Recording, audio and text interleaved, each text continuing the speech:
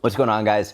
Before we started the video, Rico was like, Jordan, you've got pit stains. So we're just gonna put them right out at the front. Got some pretty big pit stains going on, but such is life. So in this video, we wanted to do a Q&A. Every week in 2020, Rico and I wanted to make sure we did at least one YouTube video. That was our major goal. This week, I wasn't really feeling it. I wasn't really in the mood to do it, but in the same way that when I talk about with fitness, like maybe you don't want to go to the gym, maybe you don't want to eat fruits and vegetables, maybe you don't want to drink your water. You still have to do the things you don't want to do, even and especially when you don't want to do them. So we're going to do a Q&A video because I really don't want to do like a big ordeal. So you know what, might as well just answer your questions. So I did a Q&A on Instagram. If you don't follow me, Rico's going to put that like somewhere on the screen. Follow me there. But we're going to go through a few of the questions from Instagram Q&A. So the first one was, do you consider yoga strength training? I really like this question and I get it a lot. So I wanted to take the time to put it into a video format because it's very nuanced. Do you consider yoga strength training? What I do consider yoga is an exercise that can make you stronger, very much. And it depends on the type of yoga. But I very much believe yoga can make you stronger, not only physically, but mentally and emotionally and spiritually. I think there are many, many benefits to yoga. When I think about strength training, not so much. And I sort of liken this to fat loss. In order to lose fat, you have to be in a calorie deficit. But that's just the base of fat loss. Just because you're in a calorie deficit doesn't mean you're getting stronger, doesn't mean you're getting healthier, doesn't mean that you're improving your overall health and fitness, doesn't mean that you're becoming more athletic. It just means you're losing fat. And if you were just doing the very base of fat loss with a calorie deficit, but you're not getting enough sleep, you're not getting enough water, you're not getting enough protein, you're not strength training, you're not optimizing your fat loss. So if we go back to optimizing strength, yoga will not do that. Yoga doesn't optimize strength training. Yoga can make you stronger, which I love. But if you are saying, hey, I want to be a power lifter, should I do yoga? No, obviously not. So I think we have to find the differentiation between does it make you stronger versus is it strength training? And in my opinion, no, it's not. There are some types of yoga that require more strength and build up more strength than others. But if you take someone who's lifting free weights, powerlifting, Olympic lifting, even calisthenics versus someone who's solely doing yoga, the person who's doing bodyweight training, strength training is going to be way stronger than the person only doing yoga. So if we're talking about optimization, I think yoga does not optimize strength training, but yes, it can make you stronger. Tips of what to eat so I don't feel like I'm starving all night. I really like this question because number one, a lot of people struggle with when they're losing weight being hungry. It's a normal part of weight loss, which by the way, if you haven't seen my most recent video on creating a dieting plan for weight loss, go watch it. The link is in the description. In that video, among other things, I give you a list of foods that makes fat loss easier. But for this question, and especially when you're about to go to bed and spend 6, 7, 8, 9, 10 hours not eating, it can be very, very difficult because you get more hungry. It's a long period of time without food. This also happens if you're going to be traveling, either taking a long car ride or a long plane ride. Personally, when I'm on a long plane ride, oftentimes I don't want to spend the money to buy the food, and I also don't want to eat the food because it's higher calorie, low nutrient profile, blah, blah, blah. If you're going to go on a long plane ride or if you're going to go to bed, I prefer to stick to a slower digesting protein, whether it's a casein protein, whether it's a cottage cheese, Greek yogurt. Those are my top 3 favorites. Oftentimes what I'll do is I'll take one of these slow digesting proteins, whether it's like a cottage cheese or a Greek yogurt, and have it with a lot of strawberries as well. That will help slow the digestion and also fill me up a lot. It's also super high protein, relatively low calories. None of them are better or worse than the other, but slower digestion fills you up a lot more. And if you don't want any of those, a really easy way just to slow digestion is to pair your protein with something else. So it's one of the reasons why I like a big ass salad every day. You take a lot of vegetables, put them in a bowl, put some chicken or turkey or tuna or salmon or whatever you want. And because you're having a lot of food with it, a lot of vegetables, it will slow down the digestion so it will keep you full longer.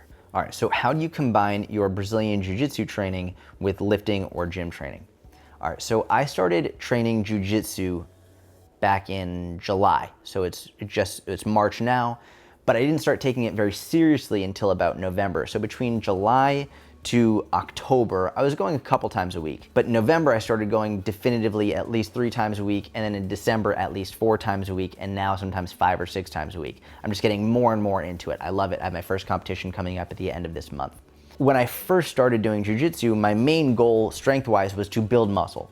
So I was training about 4 times a week, really focusing on lifting very, very heavy, progressive overload, trying to get stronger and build more muscle. That's what my nutrition was like as well. As I've gotten much more into jiu-jitsu and it's taken up more of my time in the gym and more of just my overall time in general, I've had to spend less time lifting, and my goal to build muscle has actually more or less gone away for the time being. Long story, but basically because if I'm trying to build muscle, number one, that takes a little bit more time in the gym. Number two is the bigger my muscles are, especially my leg muscles, the more distance I have to travel in order to do certain movements in jiu-jitsu. So for example, this is gonna be awkward, but let's say I wanna wrap my legs around somebody's body, and my legs are bigger, then it's more difficult for me to wrap my legs and lock them around their body if my muscles are bigger, because it requires more distance, and I already have short legs. So actually, and you'll notice this among the best jiu-jitsu fighters, often they'll have relatively small legs, and they'll say they deliberately do that so that they don't have as much of a distance to travel in order to do a body lock, a figure 4 lock, whatever it is. So I'm still strength training, but my strength training now is about 2 to 3 times a week, and it's very much jiu-jitsu focused. I spend a lot of time doing mobility. I spend mainly only about like 20 to 30 minutes doing legitimate strength work, and that's usually in a circuit fashion, and then I'll finish off my workout with more conditioning style work, whether it's battle ropes, kettlebells, anything of that nature. But right now, so we'll say on average going to jiu-jitsu 4 times a week and doing strength training 3 times a week. So any day I'm not doing jiu-jitsu, I'm going to the gym, and that's how I balance it for right now. Tips on engaging your core during workouts. I have 2 cues that I like to use for this. And the first thing is when coaches will be like, all right, I want you to engage your core. All right, just engage your abs. What does that mean? What do you mean engage your abs, engage your core?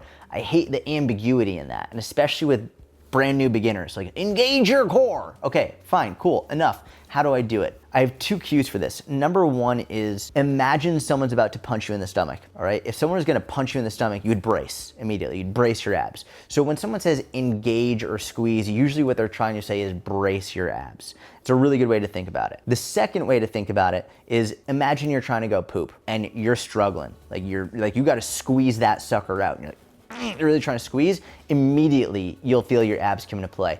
The only thing here to pay attention to is, and this is probably the most important part of this cue, is to not actually poop. Obviously that would make for a significant scene in the gym or even at home. You don't want to do that at home either. What I do want to note here is, as you progress in strength training, and especially oftentimes this is really important for women who might have pelvic floor issues, you don't want to oftentimes brace and squeeze and hold your breath. Because if you can do that, that can cause a host of problems. So what I want you to focus on doing is being able to brace as though someone's going to punch you, or brace as though you're trying to poop, but while continuing to breathe. It's really, really important so you don't create too much extra pressure. That can oftentimes lead to either, if you have very high blood pressure, it can be a little bit dangerous. If you have pelvic floor issues, it can be a little bit dangerous. So make sure that you're bracing, as I'm doing right now, while continuing to breathe. That's gonna help a lot. All right, so the next question is, how much can I expect to lose in a month using your calorie deficit calculator? If you haven't used my calorie deficit calculator, the link is in the description. Basically, it gives you a super simple and easy way to figure out how many calories you need to eat to lose weight. That being said, in regard to the question, it changes per individual. If you have a lot of weight to lose, if you're a very high body fat percentage, you might be losing, was it per month or per week? Per month. You might be losing, we'll call it on average, 2 pounds to 3 pounds a week if you have a lot to lose. But as you get leaner and leaner and leaner, it might be only half a pound to 1 pound a week on average, which would be about 2 to 4 pounds per month.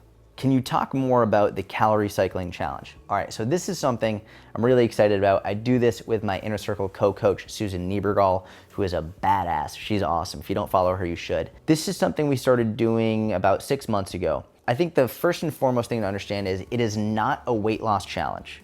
We are not about to give money to people to incentivize weight loss. In my mind, I think that is one of the easiest ways to get people to do unsustainable things, to lose as much weight as possible in order to get money, and then they regain everything. The purpose of this challenge is to teach you how to eat and structure your calories in a way that will allow you to lose weight sustainably and enjoyably. Right? So we do pick winners. We have 3 winners in each challenge, and each winner gets $1,000, okay? But the winners aren't judged based on their final pictures. We do get pictures, but the winners are mainly judged based on their 500-word submission that they send at the end of the challenge, okay? So at the end of the challenge, first and foremost, when you join the challenge, you get a free month in the Inner Circle, you get the whole challenge manual, you get full 24/7 support via email, you get a lot of information, you get everything that you're gonna need to know in order to help you lose fat and sustain it over the rest of your life, and also how to structure your calories and manipulate them based on your goals. That being said, at the end of the challenge, everyone who wants to have the chance to win the $1,000 prize submits a 500-word submission. And what we look for here is not how much weight you lost. In fact, if you lost a lot of weight, like a ton of weight, you're probably not gonna win. We wanna look for people who were able to figure out, number one, what they were doing wrong beforehand, what they changed during the challenge, and what they plan to do after the challenge. We're looking for people who are creating a long-term viewpoint for their weight loss and for their health, not for people who are trying to lose as much weight as possible in this brief 30-day time frame. Because the reality is, if you join the challenge and then you regain everything back immediately after, we didn't do our job. We want you to be able to do the challenge and for the rest of your life know exactly what to do. So that's what it is. If you want more info, the link is in the description. It's just jordansyatt.com. Okay, so how do I work on my deadlift grip? I love this question because the deadlift is my favorite lift. Usually when people ask this question, I see people answering it with very fancy exercises and things that might actually work to improve your grip strength, but they're not necessary. They're not the essentials. The number one best way to improve your grip strength for deadlifting is to deadlift more. That's first and foremost. The more you deadlift, the better your grip strength is gonna get. The second thing, and this is probably my favorite strategy, is when you're deadlifting, let's say you're doing 3 sets of 5 deadlifts. At the end of every set, so on your 5th rep, instead of just letting the bar go and ending the set, hold on to the last rep for an extra 10 seconds, 15 seconds, or 20 seconds. And you can do that week to week. So on week 1, maybe you're gonna hold the last rep for an extra 5 seconds. Then maybe on week 2, an extra 10 seconds. Then on week 3, an extra 15. Then on week 4, an extra 20. Then when you start a new program, you restart that over. So if you're doing a new deadlift variation, you're using a different amount of weight, whatever it is, 5 seconds the first week, 10 the second, 15 the third, 20 the fourth. And so if you're doing 3 sets of 5, at the end of every set, you'd hold the last rep for that number. If you're doing 4 sets of 5, 5 sets of 5, whatever it is, if you're doing 3 sets of 3, the last rep of every set, hold the weight for an extra 5, 10, 15, 20 seconds, and that's gonna help you improve your grip strength a lot. Other strategies you can use here, I like dead hangs from a chin-up bar. So if you're just gonna go up to the chin-up bar and just hold it, that's great. Farmer's walks, farmer's carries are really, really good. I also really like, if you're gonna do farmer's walks or even rows, dumbbell rows, inverted rows, if instead of just using just a regular grip, you use a towel grip. So you wrap a towel around the dumbbell, you wrap a towel around the barbell, whatever it is, and you're forced to hold onto the towel as tight as you can. The reason I like this rather than a fat grip, because a lot of times people talk about either tennis ball grips or fat grips, that doesn't replicate what you're doing with the deadlift bar. With the deadlift bar, it's a very small barbell. It's relatively small and it fits really in the crook of your fingers. And this actually brings up a good point. If you find the bar is slipping out of your hand, what I want you to notice is the calluses on your hands are right around your fingers, right below your fingertips, right below this crease where your fingers meet your palm. You shouldn't be holding the barbell right here. The reason being, when you're deadlifting and the bar is in your palm, if you hold it up here, gravity is going to pull the bar down. And if you've ever been deadlifting and felt your skin pinching up and hurting your hand, that's not good, and it makes you drop the bar earlier. So rather than starting with the bar up here and letting gravity do its job, why don't you just start with the bar right here at the bottom, right at the crease where your fingers meet your palm, and you really grip the bar with your fingers more so than your hand. You get the majority of your strength deadlifting, your grip strength from deadlifting, from your fingers, not from your hand. This way, the bar's just gonna pause right here anyway. And that's why I really like this towel grip, because with the towel grip, you're forced to strengthen your fingers. You're forced to really squeeze the towel hard, or else the dumbbell's gonna slip out, you're gonna fall off the barbell. So make sure you really squeeze the towel grip hard, dumbbell rows, inverted rows. You could hang from a chin-up bar with it as well. Really, really good way to make sure that you're strengthening the specific grip that you need for your deadlift rather than trying to use a fat grip, which is completely and utterly a different type of grip strength. All right, so for the last one, how is life? Overall, it's good, and I really appreciate you asking. The reason I wanted to answer this question is because I've gotten a lot of questions recently. I put up a post on Instagram that I've been having anxiety. So a lot of people have been super nice and generous reaching out about how I'm doing with my anxiety, how's my life going overall in general. And fortunately, like, I'm very blessed. Like, things are very good. I have Rico behind the camera. He's incredible. I'm working with Susan Niebergall in the inner circle, and she's extraordinary. My girlfriend's incredible. My mom is doing well. Like, everything is going really well. A lot of the anxiety has stemmed from a number of different things, but I think, here's what I think. And this is actually really tough for me. I didn't really know where I was gonna go with this, but I'm just gonna try and be as just straightforward and honest as I can. Number one, when I think of anxiety, generally speaking, anxiety I think stems from, and by the way, I'm not an expert in anxiety, I'm just telling you from my experience. Anxiety I think stems from worrying about something that hasn't happened yet. And oftentimes it's something that won't happen. Maybe it will, but you're worrying about something that is projected on in the future that has not happened yet, and you really might not have any control over. And that very much holds true for me right now. The more that my business grows, which again is a huge blessing, the more anxiety I seem to get. And it stems from a number of things. Number one being, I get a lot of messages, right? I get anywhere between 300 to sometimes 1,000 emails in a day. I get hundreds and hundreds of messages on DMs every day on Instagram. That doesn't include YouTube or Facebook or Twitter or any of that. And again, I wanna make sure you know, like, I'm not complaining. This is a blessing, and I'd rather have all of this than none of it. The issue is when you're getting that volume of messages, you're inevitably gonna be getting messages from people, yeah, some that are great, but also some that aren't so great. And for me personally, it's very difficult for me to think that someone might not think highly of me. Maybe they misinterpret a post that I had, or they misinterpret something I said, and they think that I'm deliberately being mean or I have malicious intent. It like eats at me. It makes me really anxious and worried, and God forbid, like, someone is seriously hurt by what I said. I never ever want that to be the case. I hate the idea of someone else being hurt by something I said, by them misinterpreting it.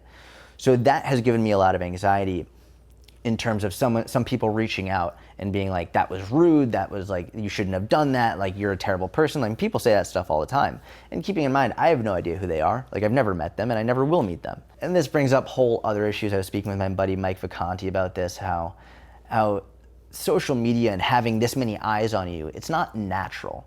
It's not natural for humans to worry about what so many people from all over the world who will never know think about us.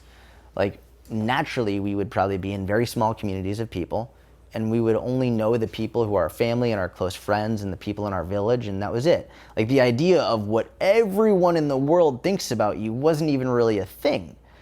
So it seems very unnatural, and that creates a lot of anxiety for me. The other thing that creates a lot of anxiety for me is the fear of losing everything. Like, that, I won't say it's paralyzing, because I haven't been paralyzed yet. Like, I'm doing a lot of work. I know a lot of people have reached out being like, take a break, relax. If I stopped creating content and I stopped working, I think I would be in way more fear. I think I'd be way more anxious, because what really gets me through the day and makes me happy is doing this stuff. Making Instagram content, making YouTube content, tweeting, Facebook, all that stuff. This is what I love. I love it. If I stopped doing it, I think I wouldn't be nearly as happy. And if I stopped doing it out of anxiety, I feel like that would be letting the anxiety win. One thing that I've built up more and more anxiety over as my business has grown and more eyes have been on me is I've gotten a lot more responsibility. Whether it's taking care of my mom, taking care of my girlfriend, having more employees, working with more people, the more people that I am responsible for, the more anxious I get. And it gets me super emotional. The idea of failing them, the idea of things not working out for myself and or for them, that scares the hell out of me.